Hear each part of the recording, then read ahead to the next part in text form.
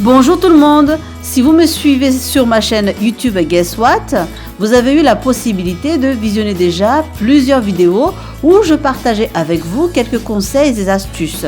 Notamment, je vous invitais dans un premier temps d'être à l'écoute de votre corps, car on peut grossir, mais ce n'est pas forcément dû à une grande et longue consommation d'aliments gras.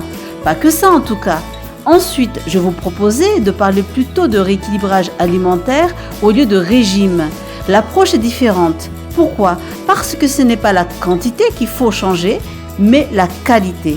En effet, il faut réapprendre à manger correctement en favorisant les fruits au petit déjeuner et goûter, les légumes crus, al dente, cuits pour les déjeuners et dîners. Il faut minimiser la viande rouge, opter au maximum pour le sans gluten et ainsi de suite. Je vous invite sincèrement à les visionner ou à les révisionner de nouveau.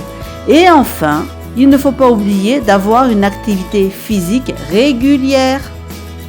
Qu'est-ce qui est le plus dur à chaque fois pour tout le monde? Pourquoi au bout de quelques mois, tout le monde revient à la case départ? 3 lettres, MDP, motivation, détermination et persévérance. Motivation parce que vous n'avez pas les bonnes raisons ancrées en vous pour mincir. Mincir ne doit être qu'une des conséquences d'une raison qui donne une motivation encore plus importante que de rentrer dans votre bikini l'été. Soyez motivé de vivre mieux, de rester en bonne santé. D'où le rééquilibrage alimentaire par exemple. Détermination. Dès que vous avez enfin la bonne motivation, la détermination s'instaurera naturellement et simplement. Vous serez motivé et déterminé à rester en bonne santé. Mais il faudra que cela dure, d'où la persévérance. Et c'est une des raisons pour lesquelles il y a toujours un échec.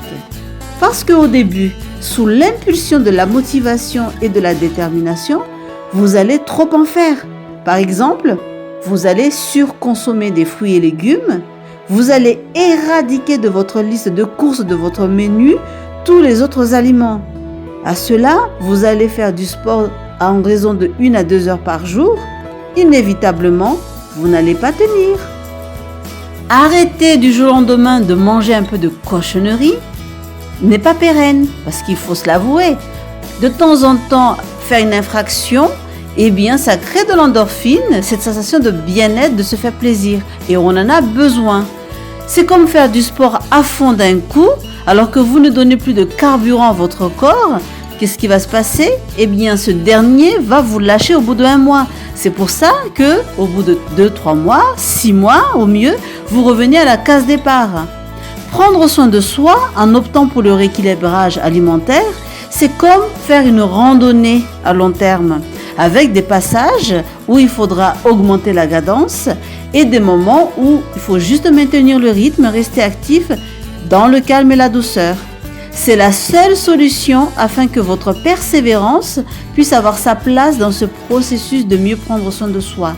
Et vous verrez que les kilos perdus, c'est juste une conséquence de tout cela. Et en plus, ces kilos-là ne reviendront plus. Voilà, c'est fini. N'oubliez pas de vous abonner à ma chaîne pour qu'il y ait plus de partage. À bientôt!